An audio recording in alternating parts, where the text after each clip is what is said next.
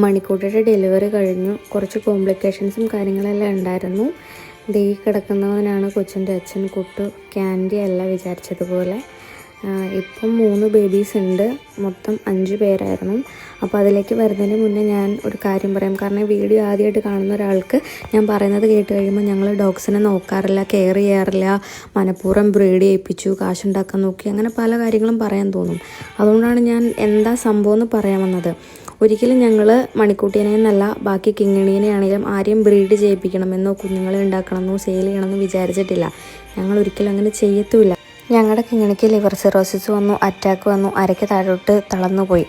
ആ സമയത്ത് എൻ്റെ അമ്മ നേരാത്ത നേർച്ചകളോ പോകാത്ത അമ്പലങ്ങളോ ഒഴുകാത്ത കണ്ണീരോ ഇല്ല. അവൾക്ക് സുഖം പ്രാപിക്കുവാണെങ്കിൽ പഴനിയിൽ ചെന്ന് തല മുട്ടയടിച്ചൊക്കെയാണ് അമ്മ നേർന്നേക്കുന്നത്. അമ്മ എന്തായാലും പോവുകയും ചെയ്യും. മണിക്കുട്ടിക്ക് ഇപ്പോൾ 3 വയസ്സായി, കിങ്ങിണിക്ക് 4 വയസ്സും. ബ്രീഡ് ചെയ്യിക്കാനാണെങ്കിൽ ഞങ്ങൾക്ക് മുന്നേ ആവായിരുന്നു. ഇതിൽ മണിക്കുട്ടിക്ക് കുറച്ച് ബ്രീത്തിങ് പ്രോബ്ലംസ് എല്ലാം ഉണ്ട്. അതുകൊണ്ട് തന്നെ അവളെ പ്രഗ്നൻ്റ് ആവാതിരിക്കാൻ ഞങ്ങൾ മാക്സിമം നോക്കിയതാണ്. പക്ഷേ വീട്ടിൽ ഒരു മെയിൽ ഡോഗ് ഉള്ളത് കൊണ്ട് തന്നെ പറ്റിപ്പോയതാണ്. ഇവളുടെ ഡെലിവറിയുടെ 1 വീക്ക് മുന്നെയാണ് ഇവൾ പ്രഗ്നൻ്റ് ആണെന്ന് പോലും ഞങ്ങൾ അറിയുന്നത്. ഹോസ്പിറ്റലിൽ കൊണ്ട് നോക്കി പറഞ്ഞു ആൾ പ്രഗ്നൻ്റ് ആണെന്ന്. പിന്നെ നമുക്കൊന്നും ചെയ്യാൻ പറ്റില്ലല്ലോ. ഡെലിവറിക്ക് ടൈം ആയപ്പോൾ തന്നെ 10 മിനിറ്റിനുള്ളിൽ ഞങ്ങൾ ഹോസ്പിറ്റലിലേക്ക് കൊണ്ടുവന്നു. ഹോസ്പിറ്റലിൽ വെച്ചിട്ടായിരുന്നു ഡെലിവറിയൊക്കെ നടന്നത്. പക്ഷേ ഇവൾക്ക് ബ്രീത്തിങ് ഇഷ്യൂ ഉള്ളതുകൊണ്ട് തന്നെ ഇവൾക്ക് പുഷ് ചെയ്യാൻ പറ്റുന്നുണ്ടായിരുന്നില്ല. അങ്ങനെ ഫസ്റ്റ് ബേബിയും 3rd ബേബിയും ഡെഡ് ആവുകയാണ് ചെയ്തത്.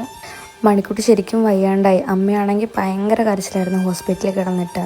ഇപ്പം നിങ്ങൾ ഫസ്റ്റിലെ വീഡിയോയുടെ തുടക്കത്തിൽ കണ്ടില്ലേ, അമ്മയുടെ ചുറ്റുമാണ് അവരെല്ലാവരും കിടക്കുന്നത്. ഡെലിവറി കഴിഞ്ഞിട്ട് പോലും അവൾ കുഞ്ഞുങ്ങളുടെ അടുത്ത് കിടക്കുന്നില്ല, അമ്മയുടെ അടുത്ത് കിടന്നുറങ്ങുള്ളൂ. കാരണം അത്രയും കാര്യത്തിലാണ് അമ്മ അവരെ നോക്കുന്നത്, പൊന്നുപോലെ കൊണ്ട് നടക്കുന്നത്. കിങ്ങിണി പ്രസവിച്ച് കഴിഞ്ഞപ്പോഴും അവൾ അങ്ങനെ തന്നെയായിരുന്നു, അമ്മയുടെ അടുത്തൊന്നും മാറത്തില്ലായിരുന്നു.